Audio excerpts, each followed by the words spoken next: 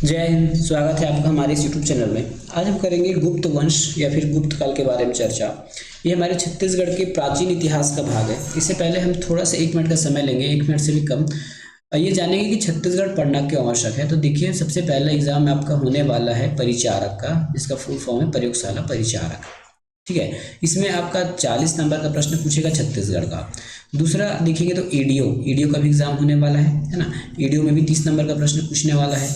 तीसरा एग्जाम आपका अपकमिंग है एसआई में भी आपके 30 से 25 नंबर तक का प्रश्न पूछे जाने वाले हैं, है ना, प्री में। दूसरी बात, और चौथे नंबर पर आप देखेंगे तो सीजीपीएससी, है ना, सीजीपीएससी में भी कम से कम 50 प्रश्न होता है, जिसमें आपके छत्तीसगढ़ के व्याकरण को भी शामिल किया जाता है। तो इस प्रकार से आपको छत्तीसगढ़ पढ़ना अनिवार्य है। यदि आप परिचारक की तैयारी कर रहे हैं, ईडीओ की तैयारी कर रहे हैं, एसआई की तैयारी कर रहे हैं या सीजीपीएससी की तैयारी कर रहे हैं, सबके लिए यही वीडियो है। किसी अलग अलग के लिए कोई वीडियो नहीं आता है ना। यदि कोई यूट्यूब चैनल आपको बताता है कि अलग अलग के लिए अलग अलग क्लास लेना पड़ेगा, तो ऐसा कुछ नहीं है। आप छत्तीसगढ़ पढ़ेंगे मतलब ये सारी चीज़ें आपके कवर हो जाएंगे।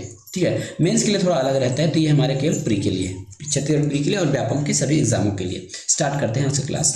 गुप्त काल का एक राजा हुए थे समुद्रगुप्त। समुद्रगुप्त की वजह से ही छत्तीसगढ़ जो है गुप्त काल का हिस्सा बना, या फिर अप्रत्यक्ष रूप से गुप्त काल छत्तीसगढ़ में आया। ठीक है, हम स्रोत के हिसाब से ले रहे तो सबसे पहला राजा लेके चल रहे हैं समुद्रगुप्त। समुद्रगुप्त, ठीक है। अब हम समुद्रगुप्त के बारे में चर्चा करेंगे कि समुद्रगुप्त को क्यों पढ़ते हैं और क्या कारण है समुद्रगुप्त को पढ़ने का। तो याद रखिए, ये हमारा भारत का दक्षिणी हिस्सा है और यहाँ पे है छत्तीसगढ़ वाला हिस्सा। ठीक है, और ये है हमारा उत्तर भारत हिस्सा। उत्तर भारत में कौन राज करता था? तो उत्तर भारत में शासन था समुद्रगुप्त का। अब समुद्रगुप्त राजा को एक सोच हुआ कि मुझे पूरे भारत को जीतना है। तो उन्होंने क्या किया, दक्षिणापथ या फिर दक्षिण विजय या फिर भारत के दक्षिणी हिस्से को जीतने का प्रयास किया। बोला जाता है कि समुद्रगुप्त का जो घोड़ा था वो 3 समुद्र का पानी पीता था। 3 समुद्र कहने का मतलब 3 साइड, यहाँ एक समुद्र, यहाँ, और इस प्रकार से कहने का मतलब पूरा भारत देश में उसका राज था। अब क्या हुआ, वो भारत देश पूरे दक्षिण भारत को जीतने आया। तो जीतने जैसे ही आया तो बीच में पड़ गया छत्तीसगढ़। अब छत्तीसगढ़ पड़ गया तो छत्तीसगढ़ की राजा महाराजाओं से भी इनका युद्ध हुआ, है ना। उसके बाद छत्तीसगढ़ हिस्सा जो है गुप्त काल का हिस्सा बना। तो मुख्य कारण यही है कि छत्तीसगढ़ गुप्त काल का हिस्सा कैसे बना। तो ये उसका एक उत्तर हो गया, गुप्त काल का हिस्सा ऐसे बना। ये तो हमने समझ लिया, लेकिन इतिहासकार कैसे मानते हैं या फिर इतिहासकार को स्रोत कहाँ से मिला? इतिहासकार को स्रोत कैसे मिला कि छत्तीसगढ़ को, तो कई पुरानों वर्षों की बात है ना, कई सालों की बात, कई सालों पहले की बात है। क्या हुआ, जब भी कोई राजा यदि कोई जंग जीत कर आते थे, ठीक है, तो अपनी एक प्रशंसा लिखवाते थे या उसका अभिलेख लिखवाते थे, पुस्तक लिखवाते थे, या फिर उस समय जो भी व्यवस्था रहा उस प्रकार से अपनी जीत को दर्ज कराते थे। ठीक है, तो समुद्रगुप्त के एक दरबारी कवि थे हरिशयन। कौन था? हरिशयन। ठीक है, समुद्रगुप्त के दरबारी कवि थे हरिशयन। तो समुद्रगुप्त जीत कर आया और उस हरिशयन जी से एक लेख लिखवाया, है ना, दक्षिणापथ या फिर दक्षिण विजय।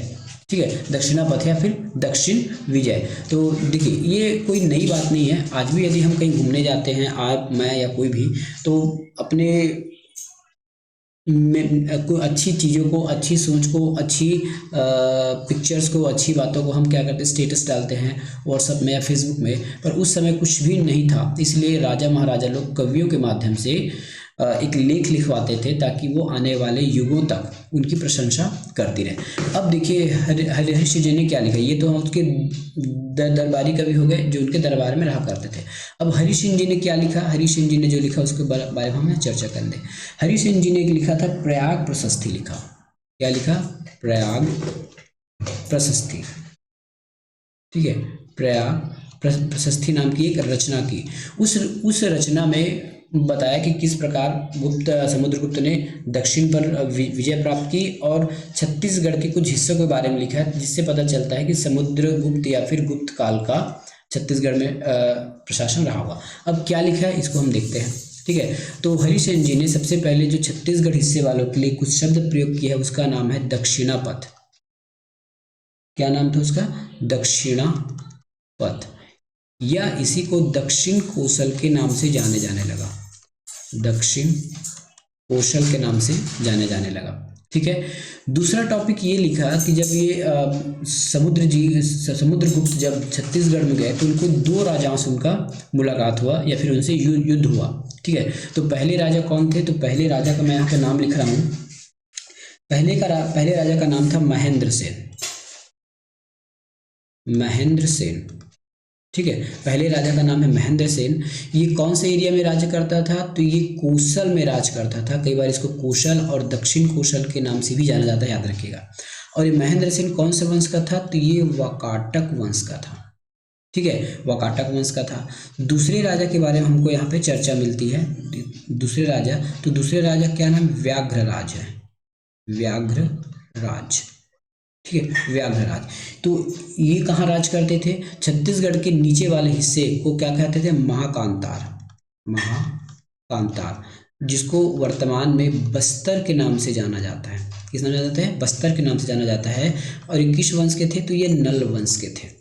ठीक है, तो इतना चीज छत्तीसगढ़ में हमको हरिसेन की पुस्तक से मिलती है, प्रयाग प्रशस्ति, जिसमें लिखा है कि समुद्रगुप्त जी ने दक्षिणापथ अभियान किया है या फिर दक्षिण विजय अभियान किया, जिसको दक्षिणापथ के नाम से जाना गया।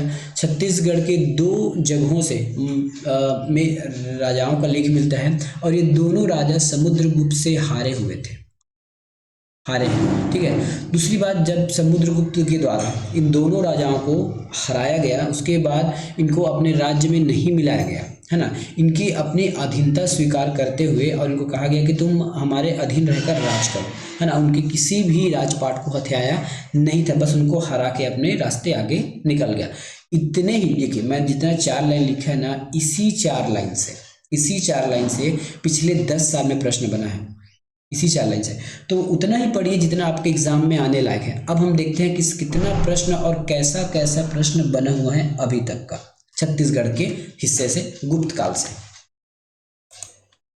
देखिए, इसका पहला प्रश्न हम आप यहाँ पे ले रहे हैं, जो अभी तक हमने आपको जितना बताया है छत्तीसगढ़ गुप्त वंश के बारे में, वहीं से प्रश्न आपको देखने को मिलेगा। प्रयाग प्रशस्ति के अनुसार समुद्रगुप्त ने अपने दक्षिणापथ अभियान में निम्नलिखित राज्यों को जीता, जिनमें से 2 छत्तीसगढ़ के क्षेत्र में आते हैं। हो सकता है ये सभी क्षेत्र हों, लेकिन हमको छत्तीसगढ़ वाला हिस्सा पता करना है। तो छत्तीसगढ़ के कौन से हिस्से थे? कोसल, जो वर्तमान में छत्तीसगढ़ के नाम से जाना गया। ठीक है, दूसरा एक राजा था महाकांतार अभी वर्तमान में बस्तर के नाम से इसको जाना जाता है। तो इन दोनों क्षेत्रों को जीता गया था। तो इसका उत्तर हो जाएगा अ और स किसमें? ऑप्शन नंबर सी में।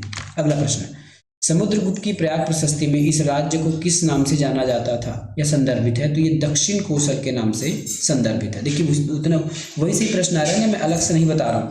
ठीक है, यदि यकीन नहीं आता तो ये देखते रहिए। ये देखिए, मैं जितना 4 लाइन बताया हूँ ना, वहीं से ही 10 साल में प्रश्न आया है। चलिए, ठीक है, ये दूसरा प्रश्न हो गया। अब लगते हैं, किस अभिलेख में उल्लेखित है कि समुद्रगुप्त ने दक्षिणापथ अभियान के दौरान कौशल के राजा महेंद्र सेन को पराजित किया था? तो ये किसमें लिखा है? प्रयाग प्रशस्ति में लिखा है। किसने लिखा है? हरिसेन ने लिखा है। हरिसेन कौन थे? तो समुद्रगुप्त के दरबारी कवि थे। ठीक है, दूसरी बात, अब ये हो गया आपका दक्षिणापथ। यहाँ पे राजा महेंद्र की बात हो सकता है आने वाले सालों में इस राजा महेंद्र को हटाकर कौन सा पूछ दिया जाए? व्याघ्रराज पूछ दिया जाए। और साथ साथ ये पूछ दिया जाए कि कौशल है ना, लेकिन व्याघ्रराज कहाँ के थे? महाकांतार के थे। तो इसको घुमा फिरा के या कूट बना के भी पूछा जा सकता है, इसके लिए तैयार रहिएगा। अगला देखिए, समुद्रगुप्त के दक्षिण अभियान में पराजित कौशल राजा का नाम बताइए। कौशल राजा कौन से थे? महेंद्र थे। देखिए, यहाँ पे दोनों नाम मिलेगा आपको, व्याघ्रराज और महेंद्र। इसमें स्वामी दत्त नहीं होंगे, विष्णु गोपाल भी नहीं है ना। 2 राजाओं को हराया था, जिसमें से व्याघ्रराज और महेंद्र है। लेकिन यहाँ पूछा गया है कौशल, तो कौशल वाले कौन से थे? कौशल वाले थे आपके महेंद्र। ठीक है, कौशल महेंद्र थे। और व्याघ्रराज कहाँ के थे? बस्तर, या फिर इसी को हम उस भाषा में क्या कहेंगे? महाकांतार के नाम से जानेंगे, महाकांतार। देखिए, मैं जितना पढ़ाया हूँ वहीं से ही प्रश्न आ रहा है। देखिए, समुद्रगुप्त, हरिसेन, प्रयाग प्रशस्ति, दक्षिणापथ, महेंद्र सिंह, कौशल, वाकाटक, व्याघ्रराज, महाकांतार, नलवंश, और ये दोनों हारे थे। इतने से ही 10 साल में प्रश्न पूछे गए, इससे ज़्यादा प्रश्न नहीं पूछे गए हैं। ठीक है, कुछ प्रश्न सिक्कों से पूछे गए, उसको हम आगे देख लेंगे। निम्नलिखित कथन को पढ़िए। समुद्रगुप्त की प्रयाग प्रशस्ति में निम्नलिखित छत्तीसगढ़ को कौशल कहा गया, बिल्कुल कहा गया है। ठीक है। समुद्रगुप्त ने अपने दक्षिण अभियान में कौशल के राजा महेंद्र को पराजित किया था, ये भी बिल्कुल सही है। इसने इस राज्य को अपने साम्राज्य में सम्मिलित कर लिया, ये बिल्कुल गलत है। अपने राज्य में सम्मिलित नहीं किया था, अपने अधीन रहकर, है ना, अपनी अधीनता स्वीकार करा के इनको वो अपने रास्ते आगे निकल गए थे। अगला प्रश्न, ठीक है। महाकांतर के किस राजा को समुद्रगुप्त ने हराया? ये प्रश्न 2 बार पूछा गया, 21 और 18 में। तो महाकांतर के राजा कौन से? महाकांतर मतलब बस्तर, बस्तर से आप याद रखिएगा व्याघ्रराज को, ठीक है, बस्तर से व्याघ्रराज को। तो देखिए कितने सारे प्रश्न, कितने प्रश्न हो गए? 1 2 3 4 5 6, 6 प्रश्न जो आपके यहीं से पूछ लिए गए, है ना। हो सकता है आने वाले समय में इसको तोड़ मरोड़ के पूछ लिया जाए, है ना, हो सकता है आने वाले समय में इसको तोड़ मरोड़ के पूछ लिया जाए, इसके लिए आप रेडी रहिएगा, ठीक है। इतना समझ में आ गया आपको गुप्त काल से। अब हम आगे और देखते हैं समुद्रगुप्त के बारे में। कितने सही प्रश्न आएगा, एग्जाम में ज़्यादा पढ़ने की आवश्यकता नहीं है, उतना पढ़िए जितना आपके एग्जाम में आ सकता है, ठीक है। अब देखते हैं समुद्रगुप्त के बारे में कुछ और स्रोत जो हमको बताते हैं कि ये छत्तीसगढ़ के या फिर छत्तीसगढ़ में इनका राज रहा होगा। समुद्रगुप्त के बारे में देखिए, महासमुंद के एक कोपरा ग्राम है, कहाँ है? महासमुंद। महासमुंद का कौन सा ग्राम है? कोपरा। वहां पे ना इसकी पत्नी, किसकी पत्नी? समुद्रगुप्त की पत्नी रूपा देवी, रूपा देवी के साक्ष्य मिले हैं, ठीक है। रूपा देवी के साक्ष्य मिले। रूपा देवी कौन थी? तो समुद्रगुप्त की पत्नी थी। प्रश्न बहुत सारे घुमा के पूछा जा सकता है, इतना ही याद रखिएगा जितना मैं लिख रहा हूँ, है ना।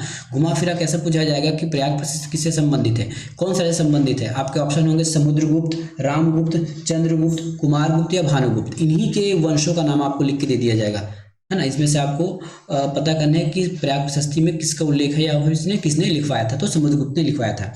रूपा देवी कौन थी? तो समुद्रगुप्त की पत्नी थी, जिनका जो जानकारी कहाँ से मिला है? कोपरा से मिला है, ठीक है। रूपा देवी के साक्ष्य मिले। अगले देखते हैं इसमें, ठीक है। तो समुद्रगुप्त से आपको इतना ही पूछा जाएगा, समुद्रगुप्त से इससे ज्यादा प्रश्न आपको देखने को मिलेगा नहीं। अब इसके अगले राजा के बारे में हम चर्चा करते हैं। अगले राजा मतलब सेकंड नंबर का राजा कौन होंगे? रामगुप्त। रामगुप्त के बारे में चर्चा करते हैं। रामगुप्त से संबंधित हमको यहाँ चीज क्या मिला है? तो रामगुप्त से संबंधित ये है, रामगुप्त का सिक्का मिला है ना। रामगुप्त के सिक्का मिला है, कहाँ से मिला है? ये बानाबरद से मिला है, बानाबरद से रामगुप्त के सिक्के मिले हैं। और बानाबरद कहाँ है? दुर्ग जिले में वर्तमान के, ठीक है। बानाबरद दुर्ग से इनका सिक्का मिला है। साथ साथ इन सिक्कों में से एक में ना कांचगुप्त का भी सिक्का है, कांचगुप्त, कुमारगुप्त। तो यहाँ पे लिख लीजिए किसका किसका सिक्का मिला है। तो रामगुप्त का है, रामगुप्त के बाद किसका है? कांचगुप्त का है, कांचगुप्त और दूसरे हो जाएंगे इसमें कुमारगुप्त, ठीक है। तो बानाबरस से किनका किनका सिक्का मिला है? तो बानाबरस से रामगुप्त, कुमारगुप्त और कांचगुप्त का सिक्का कहाँ से मिला है? बानाबरद के दुर्ग से।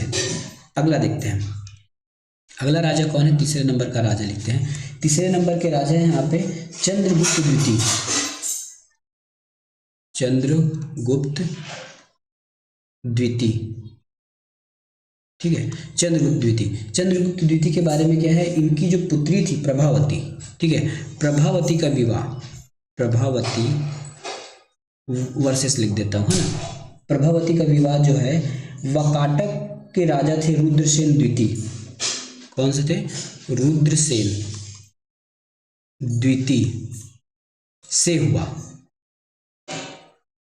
ठीक है, ऐसा लिख लीजिएगा। चंद्रगुप्त द्वितीय का जो पुत्री थी प्रभावती का विवाह किससे हुआ? रुद्रसेन द्वितीय से हुआ। इससे ये दर्शाता है कि जो वाकाटक वंश के थे, ठीक है, जो वाकाटक काल के थे या फिर वाकाटक राजा थे वो चंद्रगुप्त के, वाकाटक ज़्यादा प्रभावशाली थे चंद्रगुप्त, तो चंद्रगुप्त ज़्यादा मतलब गुप्त काल ज़्यादा प्रभावी थे, गुप्त राजा। तो इनके विवाह से ही पता चलता है कि जो वाकाटक थे उन्होंने गुप्त की अधीनता स्वीकार की थी, ठीक है, गुप्त की अधीनता स्वीकार की थी। और यहीं से ना खरसिया से चंद्रगुप्त द्वितीय के धनुधारी प्रकार के स्वर्ण के सिक्के मिले हैं, धनुधारी प्रकार के सिक्के, धनुधारी प्रकार के सिक्के प्राप्त हुए हैं।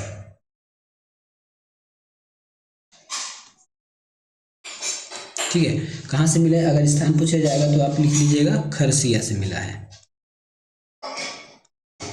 खरसिया से। ठीक है, तो क्या क्या याद रखना है?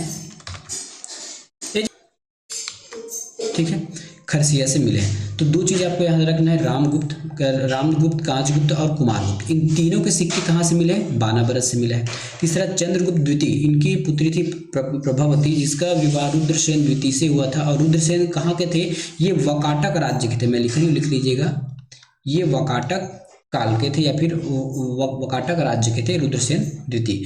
दूसरी बात यह है कि इनके धनुधारी प्रकार के सिक्के मिले, और सिक्के कौन से सिक्के थे? ये सोने के सिक्के थे। ठीक है, धनुधारी प्रकार के सोने के सिक्के प्राप्त हुए खरसिया से चंद्रगुप्त द्वितीय का। ये तीसरा राजा हो गया। अब हम चौथे राजा के पास चलते हैं। चौथा राजा इसमें से था कुमारगुप्त। कुमारगुप्त, ठीक है, कुमारगुप्त के बारे में देखते हैं। तो कुमारगुप्त क्या थे? आरंग में कुमारगुप्त के रत्न जड़ित मयूर सिक्के मिले हैं। आरंग से सिक्के मिले हैं ना, आरंग से मयूर जड़ित,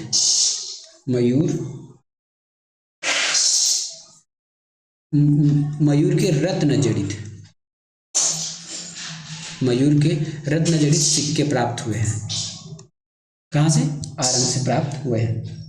ठीक है, अब लास्ट में देखते हैं एक और राजा है 5वें नंबर, बस इतना ही याद रखना है, भानुगुप्त।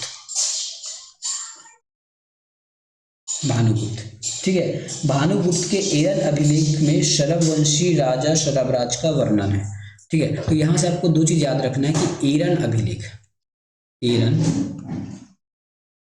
अभिलेख, यदि प्रश्न ऐसा बन सकता है कि चंद्रगुप्त या फिर गुप्त वंश के कौन से राजा का संबंध एरन अभिलेख से, या फिर एरन अभिलेख का संबंध किस राजा से है, तो आपको याद होना चाहिए भानुगुप्त से। दूसरी बात, इस अभिलेख में क्या लिखा हुआ है?